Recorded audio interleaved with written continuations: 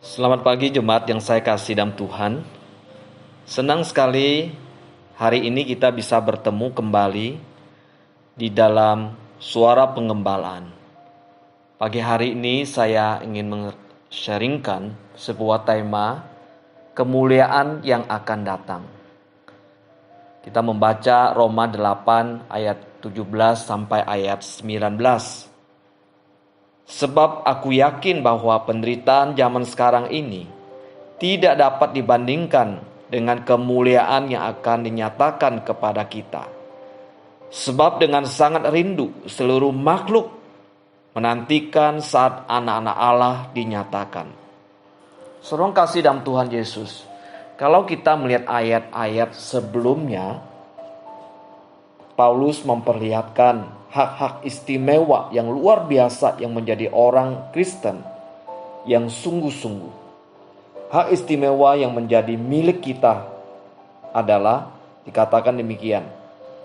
Demikianlah sekarang tidak ada penghukuman bagi mereka yang ada di dalam Kristus Yesus. Roma 8 ayat 1. Mungkin saja kita pada saat ini dihajar oleh Tuhan. Tetapi ingat, kita tidak dihukum bersama-sama dengan dunia ini. Karena kita adalah orang sudah diselamatkan.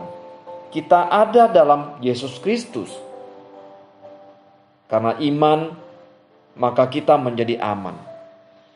Kita yang ada dalam Kristus Yesus, seperti di dalam sebuah kota perlindungan. Kita terlindungi dari para penumpah darah. Dia adalah pembela kita. Dia meluputkan kita. Tidak ada penghukuman bagi kita ketika kita sudah di dalam Yesus Kristus. Saudara kasih dalam Tuhan Yesus, dalam pembacaan tadi Paulus menjelaskan kebahagiaan orang-orang percaya yang begitu luar biasa, yaitu hak untuk mendapatkan kemuliaan pada kehidupan yang akan datang. Hak ini pantas diikut sertakan dalam kedudukan kita sebagai anak. Karena pada waktu kita diangkat menjadi anak, membuat kita berhak mendapatkan kemuliaan. Demikian pula watak sebagai anak melayakkan dan mempersiapkan kita untuk kemuliaan itu. Dikatakan jika kita adalah anak, maka kita juga adalah ahli waris.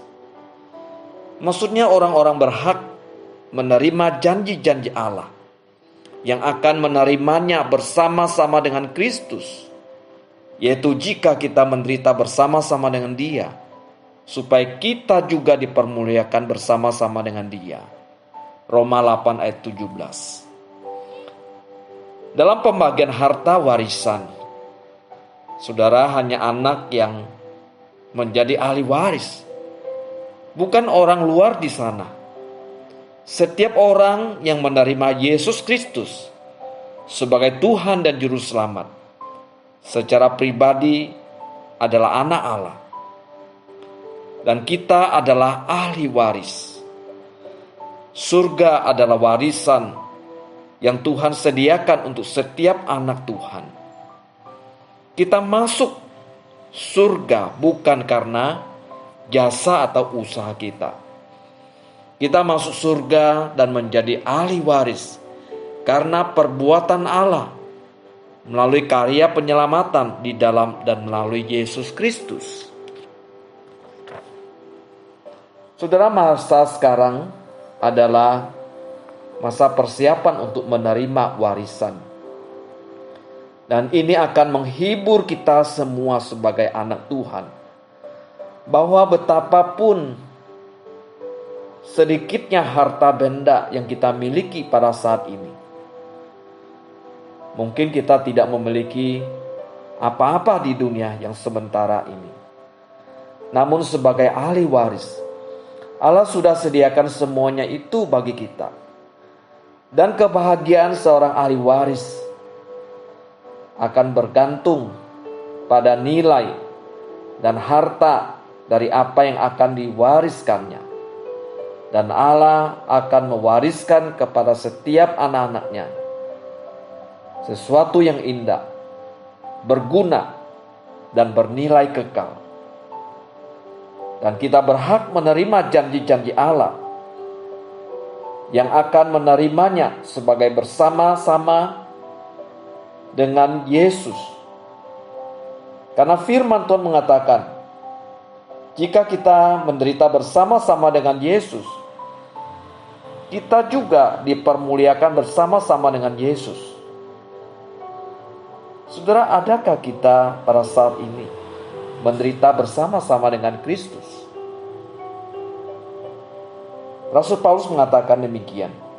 Sebab aku yakin bahwa penderitaan zaman sekarang ini tidak dapat dibandingkan dengan kemuliaan yang akan datang dinyatakan kepada kita. Roma 8 ayat 18.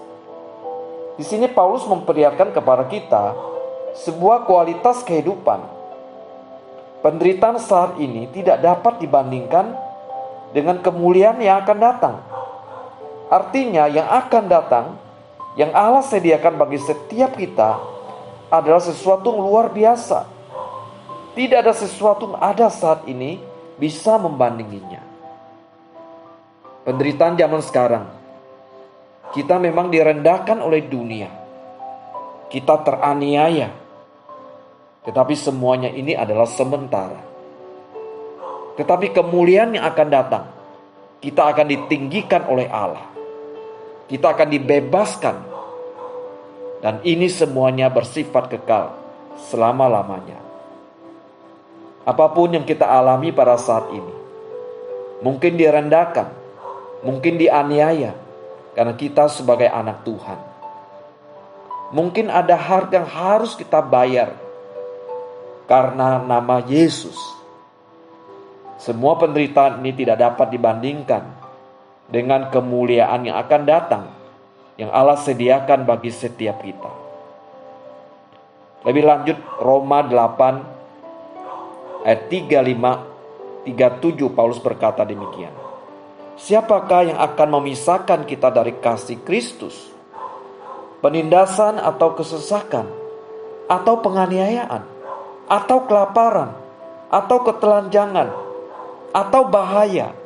Atau pedang? Seperti ada tertulis, oleh karena engkau kami ada dalam bahaya. Mau sepanjang hari kami telah dianggap sebagai domba-domba sembelihan.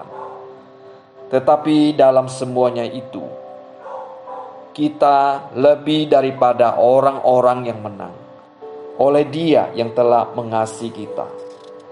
Saudara, tidak ada sesuatu yang kita alami saat ini sebanding dengan kasih Yesus dan kemuliaan yang Allah sediakan kepada kita. Dalam Ibrani 11 telah mencatat daftar tokoh-tokoh iman yang bersedia meninggalkan segala kenyamanan, meninggalkan cara hidup duniawi, dan membangun sebuah kehidupan yang berpusat kepada Allah melalui tindakan dan perbuatan-perbuatan iman. Habel mempersembahkan kepada Allah korban yang lebih baik daripada korban Kain. Nuh mengikuti petunjuk Allah dengan taat mempersiapkan bahtera untuk menyelamatkan keluarganya. Abraham taat ketika ia dipanggil untuk berangkat ke negeri yang akan diterimanya menjadi milik pusakanya. Ia berangkat dengan tidak mengetahui tempat yang ia tujui. Saudara, semua tindakan perbuatan iman adalah dengan membayar harga yang mahal dan dengan segala pengorbanan, bukan untuk kehidupan saat ini, tetapi untuk kemuliaan yang akan datang, sebuah kemuliaan yang tiada taranya, tidak ada bandingannya, yang Allah sediakan bagi setiap anak Tuhan yang sungguh-sungguh hidup sesuai dengan rencana dan kehendaknya. Saudara, mari kita yang hidup di tengah berbagai pergumulan pada saat ini, penderitaan-penderitaan yang kita alami. Mari kita mengarahkan pandangan mata rohani kita untuk kemuliaan yang akan datang dengan kesetiaan dan ketaatan pada firman-Nya, dan dengan membangun relasi kita dengan Tuhan. Kiranya Tuhan memberkati kita. Amin.